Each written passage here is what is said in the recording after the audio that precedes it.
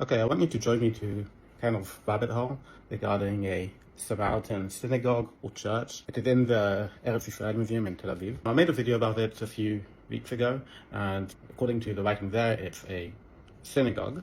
But then I read an article about how it can be a church, and now I'm reading a lot of different replies and whatever about debating what it was, and I want you to join me. Before we go into it, here's what I'm talking about. Right behind me is from a Samaritan synagogue dated to the 7th century CE. You can see the Samaritan writing here in Paleo Hebrew. The Samaritan alphabet was derived from Paleo Hebrew. One of the things that is interesting about it is the medallion over here that's written in Greek, "Peace and blessing upon Israel." Now, the person who dug the location, her name is Chaya Kaplan. She published an article about a Samaritan church in the premise of Museum Haaretz. She goes into detail reading the Greek inscription, basically peace and blessing upon Israel and its location, amen. And here it gets interesting because there is a Samaritan inscription.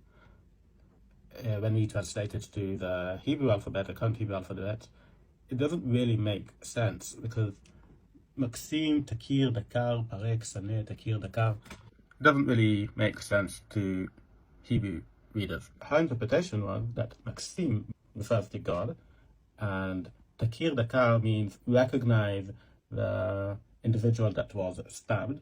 That would be referring to Jesus because he was stabbed after he was hung. She goes to the conclusion that this Samaritan inscription is pleading to God to recognize Jesus that was stabbed, to destroy their enemies, and then recognize Jesus again. That was the point I thought, cool, wow, amazing combination. They were Samaritans who converted to Christianity, so yeah. Now, Chaya Kaplan published an article in 1977, but now I'm reading an article published in 1 year later, titled, "Was there a Samaritan church in Tel Aviv?" written by Ze'ev Sefrai. His conclusion is that, no, it's not referring to Jesus.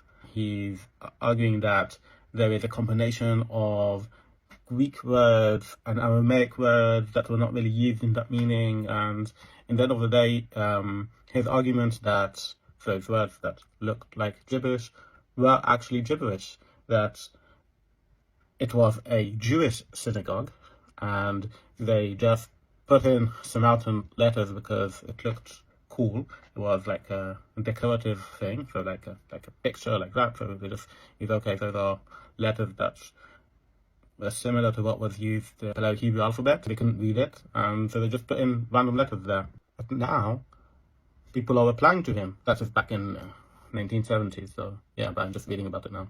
1 year later, Chaya Kaplan has a reply on the Samaritan church in Tel Aviv. I didn't read it yet, so join me. Okay, well, one of the arguments I didn't mention of Ze'ev Sefrai was that the words Shalom Israel, like peace upon Israel, were used only in synagogues. She is saying that the Samaritans viewed themselves as Israelites, so she thinks it is a Samaritan. And she goes more into why her understanding of the words is what she concluded. One more argument she is making is that in the area there were other Samaritan objects found, and there was a Samaritan village location found not very far away. By the way, there are Samaritan caves in Africa. It's not really far, it's like a 10-minute drive from there. So yeah, she's just reiterating what she previously wrote. But here comes in another guy, Yoram Safrir, a new reading of the Samaritan inscription. Okay, very interesting. According to him, it is not a Samaritan church because it doesn't look like a church, and that is the only reference to Samaritans observing Christianity from that time period. So he thinks it's too unique to be real. But he's suggesting a new way to read it. According to him, it's recognizing the people who donated to build the synagogue. According to him, Maxim and Proxana are names of people who donated, and Takir Dakar is Aramaic way or short of should be remembered for contributing. He's not concluding if it was Samaritan or Jewish, but he's saying it's a synagogue and not a church, and it's not a dedication to remember Jesus, it's a dedication to remember the donors who helped build the synagogue. But Chaya replied to that too. Remarks on the suggested reading of Yoram Safrir. I'm pretty sure she's going to reject it, but let's see. Okay, she begins with, I don't think so. She's arguing that Maxime and Poxana are not short for a longer name. According to her, if the letters here were smaller, so the name here, Maxime, that Yoram suggested calling Maximona, a short form Maximona, could have fitted if they would use the same sized letters like they did in the second and the third line. And she argues that because the letters here are bigger, it's needed to have more significance, means that it's referring to God. And that's an interesting argument.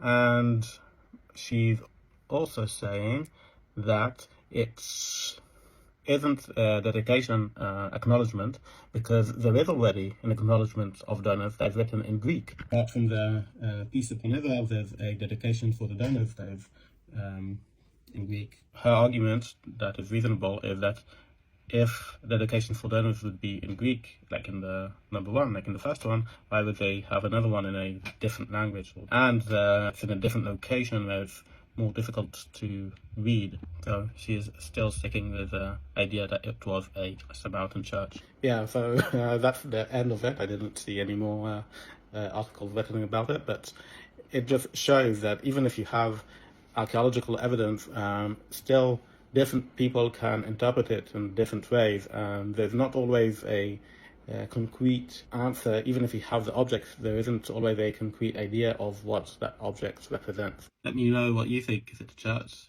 Is it a synagogue? Is it Samaritan Jewish? What do you think?